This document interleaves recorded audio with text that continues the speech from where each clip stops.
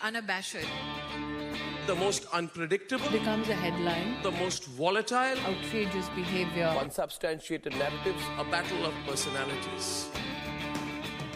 Welcome to Grant Tamasha, a co-production of the Carnegie Endowment for International Peace and the Hindustan Times. I'm your host, Milan and Rajesh. One of the most vexed questions in development studies is why the poor often receive such poor government services. The development literature is littered with hundreds, if not thousands, of examples of elite capture, weak state capacity, corruption, and subversion. But a focus on the failures obscures the fact that every once in a while the state does get it right, and the top down and the bottom up meet in a place that actually produces positive benefits for ordinary citizens. How exactly this happens is the subject of a new book by the scholar Rajesh Veeraraghavan, Patching Development, Information Politics, and Social Change in India. It's the story of how bureaucrats and civil society forged an unlikely partnership in the South Indian state of Andhra Pradesh to implement the world's largest workfare program at scale.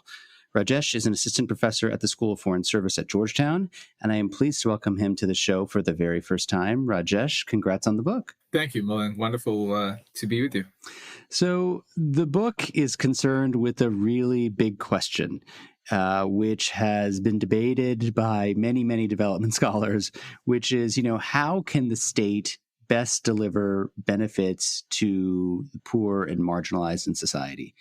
And you note at the start of the book that there are kind of two ends to this problem, right? You call them the first mile and then what people often refer to as the last mile. And I'm wondering if, in layperson's terms, if you could just kind of describe for us, what are those two ends of the spectrum and how and where do tensions arise? Yeah, thanks. So hopefully it'll be in the layperson's view, but so at some level, there's a lot of scholarly attention given by political scientists and sociologists to how do you get the state to see the poor, in Stuart Corbgett's words, right? In the sense that what does it take? How do you get political will? How do you get social movements mobilized to kind of get the state to do welfare, implement welfare programs? Does it take political competition? Does it take mobilization? Is it social movements or decentralized collective action, etc.? Should we have women elected? Would that matter? Would that make a difference? Should have caste politics and whatnot? So a lot of attention and rightfully so, on thinking about how do you get the state to see the poor? And development economists are also, I would say, interested in this. They come at it slightly differently, where they look at how do you implement a program, or how do you design a program, rather? What is the right? Should you implement a biometrics device? Should you have a particular institutional arrangement and measure the impact of that program? And so that broadly, I call that the first mile, because a lot of attention, rightfully deserving so, but just focuses on the question of how do you get the state to even implement programs like the NREGA that I study, and the assumption being that once you have that political will, the last mile, if you will, the kind of details of the implementation either work or don't work. Meaning, it'll either cheer on the fact that either we say politics that happens, or is it maybe the idea was bad, maybe the design is bad, maybe we need something else, right? And so this constant search for whether they are information interventions or whether they're institutional interventions, is this kind of a search for these better ideas or trivialize the politics that exist. The last mile politics is not something that people have given sufficient attention, especially if I hesitate to use the word success, but to look at a positive case, a case that shows some promise. And if any, the last mile, like the name connotates, has been given a technical imagination, right? And I hope that in this book, while I use phrases like patching and the last mile, the politics of it comes through. So in that sense, I think there is a kind of an angle where I focus on the last mile, but with the political sensibilities that people who focus on the first mile, and I bring that to hopefully to the last mile. So, as you mentioned, the book studies the implementation of the NREGA, the National Rural Employment Guarantee Act, are now known as the National Rural Employment Guarantee Scheme. So, in the book, you talk about how higher level bureaucrats in Andhra Pradesh dealt with local level implementation failures. And there were kind of two ways that they addressed failures, right? On the one hand, they gathered detailed information about last mile implementation. And secondly, they unlocked that information for civil society who engaged in the kinds of social audits of the program that you just discussed. Now, there are a lot of people in India and perhaps a lot of people outside who question both the kind of probity and the competence, not just of lower level officials, but also of higher level bureaucrats in the Indian system. But in your story, what's so interesting is it's clear that the bureaucrats in the state capital really did want to make a positive difference, right? And I'm wondering, sort of, why was that the case? Were they empowered in some way that was special, right? You mentioned, for instance, the unique role that the Andhra Pradesh Chief Minister YSR played at the time.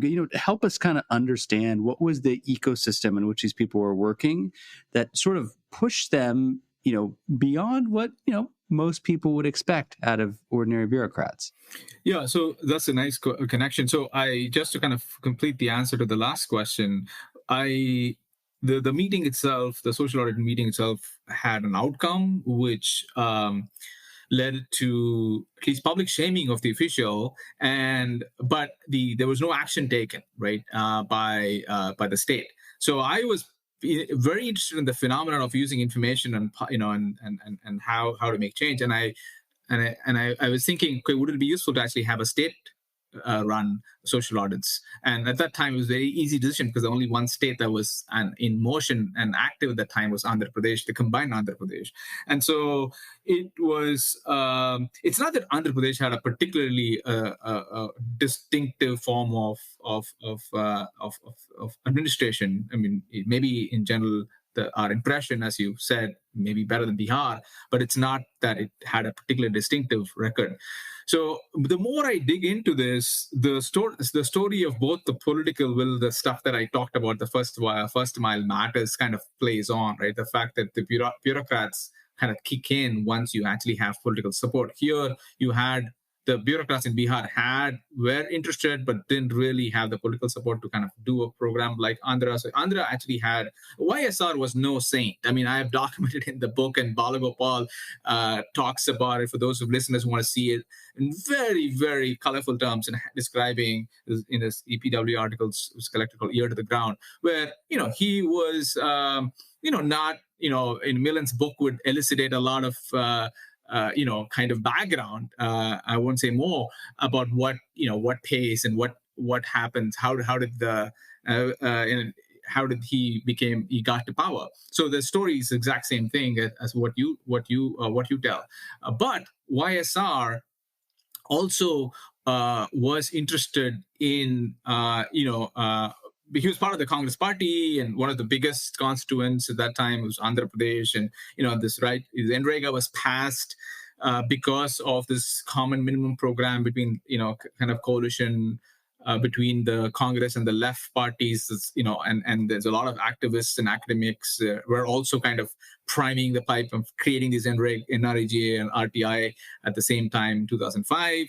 And the story goes, and others have documented, Diego Mairona has documented as well, and I found the same story, which is that YSR went on a Pada Yatra, in a long march, and he heard a lot of comments and discussions and kind of questions from the Dalits particularly and workers who were left out. This was, if you remember, this was the India Shining campaign that used to happen before Naidu kind of championed. And so this was, the opposite of let's not make cities shine, let's make the rural countryside work and provide basic level of livelihood. So in that sense, there's a lot of a lot of protests and also the fact that YSR represented the largest political bloc in Congress, launched NREGA actually from Anantapur in Andhra Pradesh, right? And so there was a lot of support, and he handpicked bureaucrats. Some of them were identified as Dalits at the top, and I, when I was studying this, there's a lot of stories about how he ensured that that protection continued. And some people have pointed out that I have not examined the where does the balloons get, where does the other parts of the SEZs and where they made money. That was not the focus of my work, but definitely the what I heard was you could make your own money in other programs and other things, but let's make these programs work. And I just want to add one thing: it's not somehow magically from the top. I mean, there's a lot of decentralized collective action by Dalit groups who actually mobilized around identity as opposed to questions on land in Andhra over time. Things like entering temples and rights and whatnot, public services. And so that allowed for YSR to enact and take this implementation of this program seriously. So I just want to pause on what you just said, because it was a very interesting passage in the book. As you mentioned, YSR was no saint, right? And his record is there for all to see. But one of the things he did say, and he was very clear about this, is that he had particular priorities as the chief minister, and those were not to be touched. That yes, there was rent seeking to be had. There were programs that politicians could muck around in, and those were a different sort. And it's actually a very similar story to what I remember hearing in Bihar in 2010 era with Nitish Kumar. Right, he had particular programs, girls' bicycle, putting incentive programs to keep them in school, right, which he wanted to be his signature programs, and the kind of message went out, right. So it wasn't that there wasn't corruption and leakage and rent seeking in development programs, but there was this prioritization, which I think is, an interesting part of the story. Your book is called Patching Development, right? And when I first saw that, I had no idea what that meant until I realized that you're borrowing the term patching from the software industry, right? We're all familiar with software patches. We need to download them to fix gaps in our software, or security gaps or other gaps. But maybe for our listeners, you could just kind of describe, what does patching mean in a developmental context, right? And is there an example that you can think of that kind of illustrates how this works in practice? Yeah, no, I think patching was actually an idea that in this context I first came. The first report I wrote after the field work was about patching, and then I kind of dismissed it and then picked it back up. And this is an idea that I actually, in this context, I first encountered in a, again, post facto understanding of it when I was sitting in a meeting, actually in the principal secretary's office in the then capital of Andhra, Hyderabad, where he was talking about. I was there. If you've gone there, people who are familiar with the bureaucracy, you go and sit for a number of hours, and then lots of people streaming in, and then you barely get a time to kind of talk through. So I was kind of waiting in line and sitting, and the principal secretary was kind of discussing with a bunch of software developers at that time, actually, about about this program NREGA, and I had a list of questions which big P politics in it. And here he was kind of talking about making a field read only in a muster roll, a digitized muster roll. He was interested in essentially trying to control how that particular list of worker groups can be frozen, so it can't be edited at the local level, because he was interested in that time solving this problem of how do you ensure workers are not automatically enrolled in multiple work groups, because there was one form of corruption, if you will, where the same workers are magically made to appear in multiple work groups. And he thought one idea was to kind of freeze the work group. And so he was making a kind of things, what you could make things editable in the field and what you can't edit and by whom, right?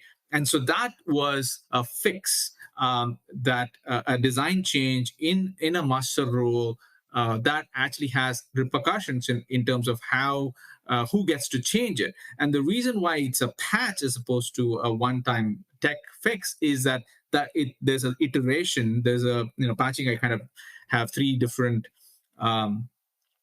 descriptions, a way of thinking about our features. One, it's top down, meaning patching. Whoever issues the patch has some jurisdiction over who the receiver, meaning there is some level of power asymmetry there.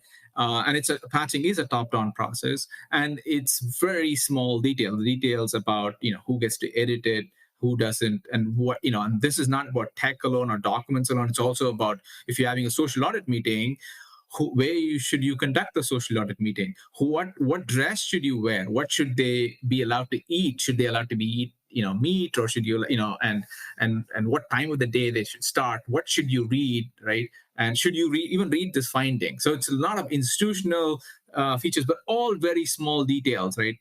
Which you don't think of usually as fixes.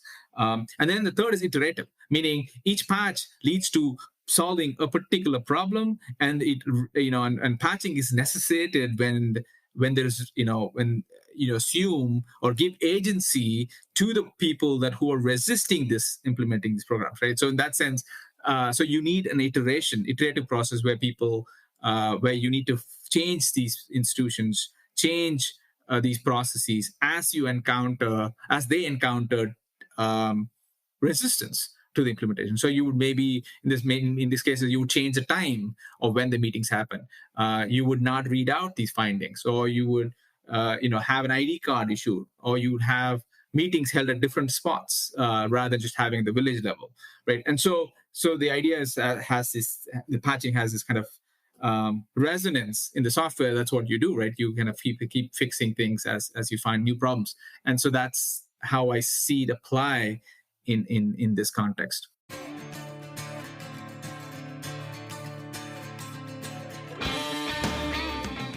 Hey, Grant Tamasha listeners. Thanks for listening to the podcast. Putting this show together each week is a labor of love, but it takes a lot of work to put out a great show every week.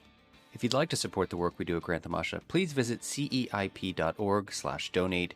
Don't forget to subscribe to us on Apple Podcasts, Google Podcasts, Spotify, or on your favorite podcasting platform, so you'll be the first to know when a new episode rolls out. And, I should just mention, should have done this earlier, but for those who are not initiated, the National Rural Employment Guarantee Program basically guarantees 100 days of paid labor for people residing in rural areas. It is a demand-driven program in the sense that if you come forward and want work, in theory, you are to receive work. The muster roll is what captures basically the workers who show up. It is a key point, I guess you could say, for corruption and all kinds of shenanigans, because obviously, those numbers can be manipulated, and the fix that you're talking about was an effort to try to shrink the space for local level actors to manipulate that data. I guess this leads me to my next question, which is, your narrative focuses a lot on local level sources of resistance. And those sources of resistance are often stymieing what are some of the best laid plans of the central or state bureaucrats, right? And so it seems like much of the patching story is about, okay, how can we devise these workarounds so that top level bureaucrats can circumvent local level problems? But I'm wondering about kind of what your takeaway is for how we think about decentralization as a whole, right? Because it seems like we run into very quickly a chicken and an egg problem, right? We higher level bureaucrats and politicians don't want to decentralize too much power to the local level because they don't have any capacity and they're corrupt, but they're never going to have any capacity if we don't give them any authority. And so do you have thoughts after, years of doing this work about sort of how we get out of that vicious cycle? Yeah, first I would want to start and kind of start off saying this is a vision that the bureaucrats who were self-identified themselves as Dalits, who had an Ambedkarian vision, if you will, of how they saw power, how they saw villages, which is very different from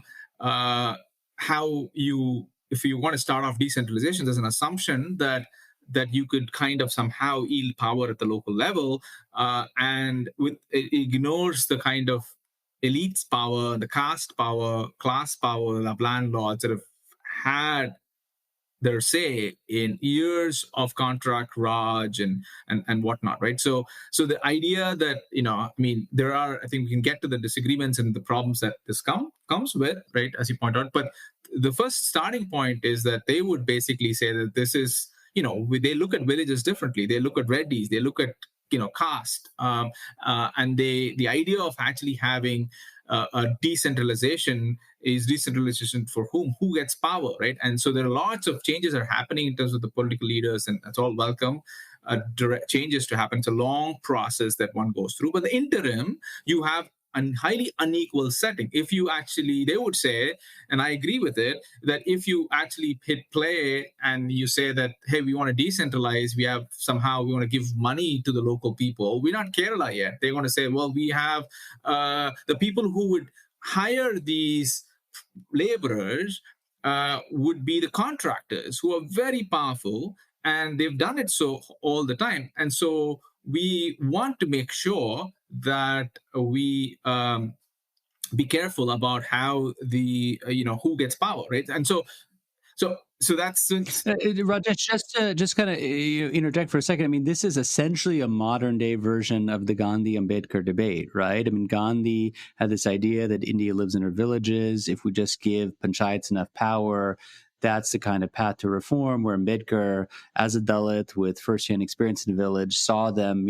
famously, right, as dens of localism, of inequity, and so on and so forth, and wanted to actually minimize the amount of power they had, because for him, villages and caste were inextricably linked. Yes, thanks. Yeah, so exactly. So in that view, that's the view that these bureaucrats actually shared, but they were not. So first of all, NREGA is a central program. It's a federal program, right? And there is a subnational power, meaning the states. In fact, that's getting questioned now with the current government. We can get back to decentralization at what stage. The bureaucrats who are sitting in the subnational state of Andhra Pradesh had control. That's so in this discussion. So there is some discretion. There's a lot of discretion at the subnational state level. Now the question is, the ideal vision of having panchayats or the villages to actually have a lot of power, as opposed to having these bureaucrats run the show. The Andhra model, or I hesitate to use the word model, process has two approaches, right? One is this controlling power through tech and whatnot from the bureaucrats at the top. The second form of, again, a top-down process, again, is social auditors who are, again, from the outside. Many of them are Dalits, who are and sons and daughters of NREGA workers, who are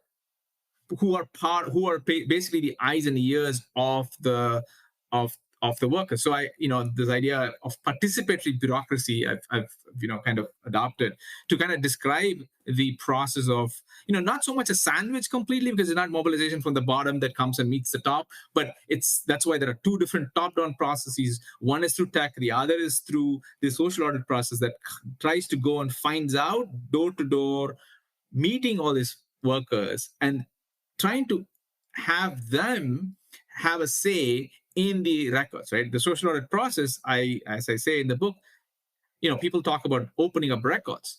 This is a process. Again, it's I want to be very clear. This is, there's a lot of theory in this, practice is very contested. If you read the book, there's an attempt to rewrite the state records, right? Through the vision, or through how marginalized people see it, meaning they ask you, Milan, did you work on this land or not? Did you get paid or not? This is the amount of money that was spent in the village. Did they spend or not, right? So the idea that you get to have a say in that process, it's not decentralization. It's not, outsourcing the state, or, in fact, in the paper, I kind of try and open up, discuss the literature to see what are the different empowering street level bureaucrats, a lot of different possibilities, and I think that's the way to go. But I think in the interim, this offers an alternate pathway. Not so much this will sustain forever, but at least in the interim, this may be a viable pathway to kind of at least enter to the debate between centralization and decentralization. So there's a big debate going on about centralization, decentralization. Another big debate about in this book is about the role of technology in development. And the debate in India today, as you know better than most, is highly polarized, right? You see in one corner the kind of techno optimists who see technology as a way of revolutionizing service delivery and benefits transfer, right? Minimizing inefficiencies, expanding inclusion. Then in the other corner, you have critics who see technology as really eliding many of the major issues of state capacity and human resources, and while trying maybe to minimize errors of exclusion. Actually create new errors of exclusion.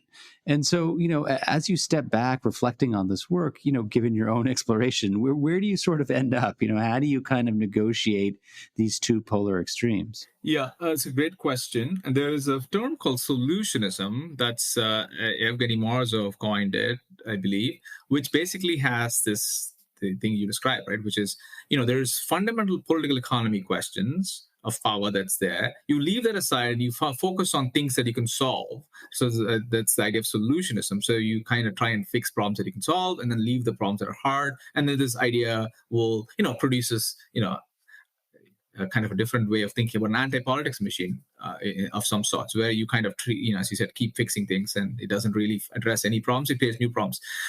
So that's real. And even patching, I think, is analytically distinct from solutionism, but as I show in the book at several points, it has a tendency to kind of bleed into it, meaning it can conflate itself with this idea of solutionism, where once you actually have infrastructure like this, the bureaucrats can tend to kind of keep changing things because they can do it.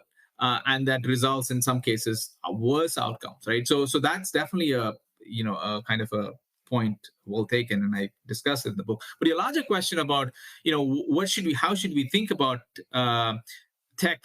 I mean, here I should throw all my cards, and I used to be a software developer writing code, and I've been working years to kind of erase that background. But I think now, on hindsight, I feel like tech is a tool. Like the fact that we're having a conversation over the Squadcast, wonderful tool. It lets us connect. Here, I'd say that in the case that I examined, rather than having a magic bullet, the idea which the Andhra bureaucrats did not have, they were not techno-determinists. They were willing to try and change technology, create processes that are socio-technical, meaning they just did not just resolve around technology. They created ways to go around it. The whole social audit process, or even with technology, with having supervisors, allows for certain different configuration and things that you can change over time, allows for perhaps an alternate pathway, goes against the kind of Aadhaar debate. And I initially wanted to avoid that debate, as you know, like in the book, I only ended up talking about it at the end of the book because I had to, because initially I was maybe naive about what Andhra was doing, and Andhra was not there, and Andhra had their own sophisticated biometric system, and like John Dress recently said, like, hey, this is the model that we should adopt. And it's not one thing, right? And I know we have, like, Karthik studied this Andhra model, and he had this biometrics and has an RCT and showed the effects. But I hopefully, I show that there are many other things they have done, and that has led to improving the program. And so my answer to your question directly is tech can be useful as long as you are willing to drop tech and change tech. And in some cases, in the US, the same debate's happening, right, with like criminal justice reform. Maybe Sendil Mullanan might disagree with me, but there are cases where you might say, hey, no to tech or database systems because it might lead to a lot more worse outcomes. And so there is a case to be made to have, all the adjectives you want, right, in tech, because it's one of those things where you need to at some point stop. In some cases, plunge in with the idea that you can actually be very political. I mean, I think the main thing that I want to leave, I'll stop at this point, is I'm in the book, I'm also challenging, I'm also outside, and I'm giving talks. I want to basically say this following point. Just because people use technology need not come from a technocratic imagination, right? It can come from a very political imagination, which you can disagree with. Patching leads to worse things, right? It's not a normative concept that somehow it leads to good things. But the idea that using technology is technocratic is something that I want to challenge, because it is could be very political, and needs to be seen for and evaluated, and not just be dismissed. Oh, this is technocratic fixes. They're actually very political fixes. So Rajesh, I want to ask you something that goes beyond the scope of your book, with your indulgence, which is a larger question about the politics of NREGA. The government in power came to power in 2014 wanting to slash NREGA. Prime Minister Modi famously told Parliament that he would keep the program around as a monument to the UPA government's policy failures, right? This was the previous Congress-led UPA government which legislated this act. In the end, something very interesting happened, which is that the government has been immensely reliant on NREGA, especially during the pandemic. We've had now many years of economic slowdown. And so I wonder, as you kind of think about India's political economy, what is the role that NREGA plays? Why have governments found it so difficult to get rid of it, even when they campaigned on that basis? And is it here to stay? Yeah, so I remember when I was in the field work after 18 months of work and talking to about NREGA, every single Reddy, in fact, I can say this without surveys and, in ethnographic work, people worry about, I guess how sure you are about things because you spend some time. But I'm very sure now, as enough Reddys, almost unanimously, landowners is a proxy for Reddys I'm using, in these countries that hated NREGA, because they basically said the same thing that you would imagine hearing from these landlords. Well, NREGA is basically making workers lazy. They don't work hard enough. They are coming to the work site. They barely have the energy to do it. And so we should get rid of it. And that's not happened. And again, in the chapter, I describe why. Because first of all, there was a first mile compromise. It's not 365 days, it's 100 days. And so it's per family. So there's a little bit of a huge compromise initially to kind of restrict the program. And so the big landlords who are not really opposed to it, the small landlords are the ones who are actually trying to fight it, change the times. And what's left with them is to kind of try and see when they could have NREGA open during agriculture seasons when they want the labor. And the second thing that there's a lot of attention, a clamor for, and then again, it's something that I ended the book saying that would be a disservice to laborers, bargaining powers, and all the benefits that you get, is this idea of linking NREGA with agricultural work. I mean, I know we have farm crisis, a lot of important things need to be done, but this idea of subsidizing, which is what the landlords demands, that the farmers demands at the local level, is to basically make workers work on farmlands, and NREGA money will subsidize it, and that's great. But what it'll do is it'll completely cut out all the benefits that you see in the program in terms of bargaining power, in terms of well-being, in terms of giving them some opportunity for workers to kind of have some competition at the local level to kind of vie for the labor, right? And so I think that's something so far it's not happened, and so that's one outcome that the thing that it's very hard to. I mean, I've not studied this, but I've seen this as a point that you're right that the Modi didn't fundamentally come and squash the program, which is something that it would have been a politically hard thing to do because there's such a strong demand at the countryside. While I know how Reddy's hated it, all the laborers loved it because it gave them some amount of alternate ways to make money. Women benefited from it a lot. And obviously the pandemic became like a source of livelihood for many of them. But the one thing that maybe the government is doing is killing it, or trying to kill it, by slow bleeding it, by essentially not paying people. So if you notice, a lot of reports have now come out, delay payments. If I want to work on NREGA, but if I'm not getting paid, if there's delays, some of them are 6 months, years, 3 months, I mean, lots of delays in funds. Imagine it's a federal program, money is coming from the central. And so if they don't give money, and if you're waiting and these are very marginalized workers, right? If you're not got your daily wage, you're not going to go to work on NREGA work because you want money, and so you will. So that's one thing that's happening. I mean, I'm not saying that's a conscious strategy, but that is something that is very ominous for the program because you see reports and reports after delay payments. So they're not actually going after the program directly, but the center is not releasing funds to different states and delaying it, and that has presumably an effect of reducing demand, because if you don't get paid, who's going to show up to work? But that's a real worry on NREGA side. So Rajesh, let me maybe bring this to an end by asking you to reflect on one of the big takeaways, I think, from your book, which has frankly a lot of resonance for development thinking and practice more broadly, way beyond India. One of the lessons is that transparency is not a silver bullet for better development and governance. You have this nice line where you say, quote, "Transparency doesn't lead to change unless someone with power causes the change," end quote. Do you think that the development community in India and elsewhere, you spend a lot of time with them at Georgetown, in the field, have they internalized this message, or are they fighting the wrong fight in your view?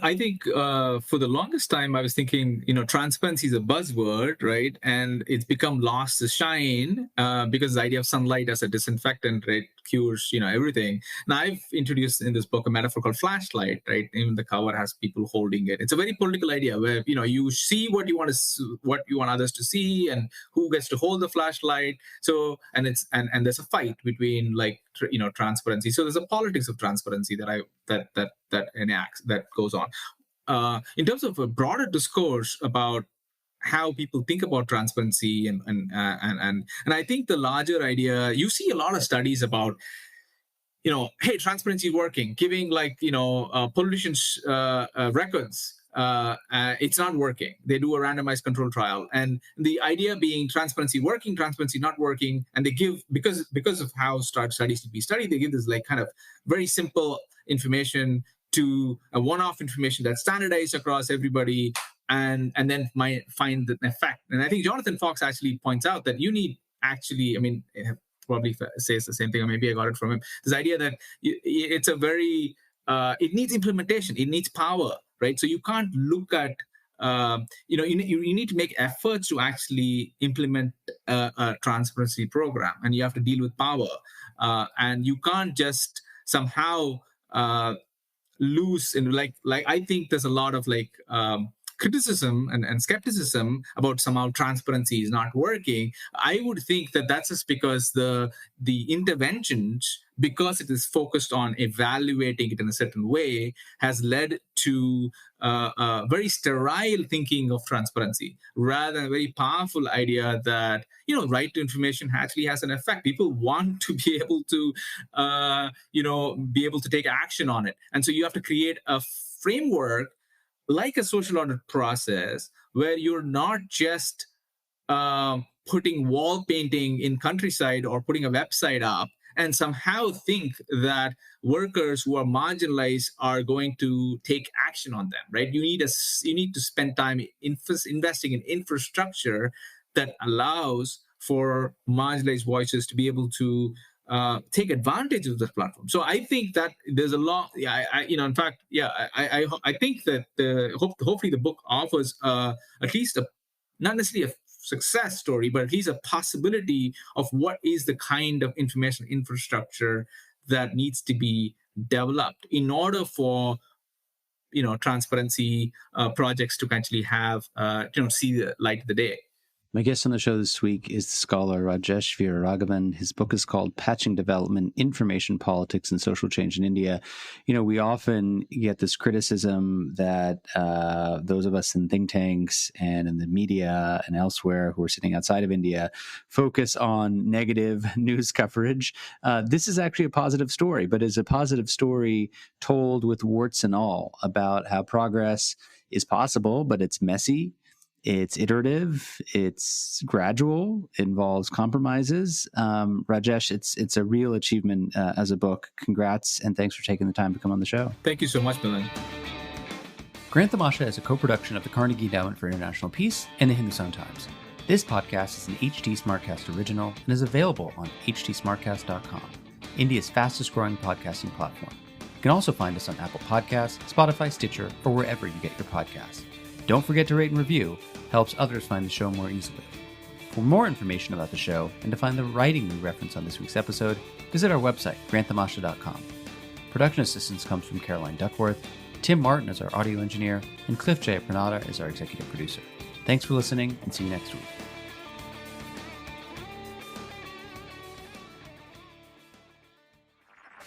This was a Hindustan Times production brought to you by HT Smartcast. HT Smartcast.